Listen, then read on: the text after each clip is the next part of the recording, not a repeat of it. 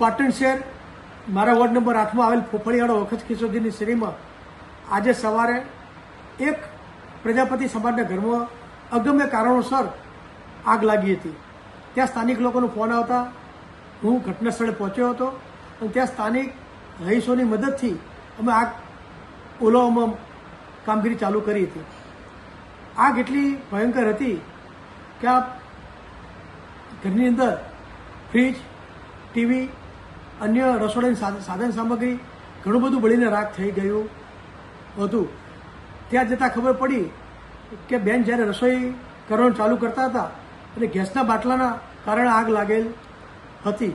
મારા આપણા માધ્યમથી પ્રશાસનને વિનંતી છે કે આ બેન ગરીબ હોય, યોગ્ય સરકારી સહાય આપશો એવી આપને વિનંતી કરું છું।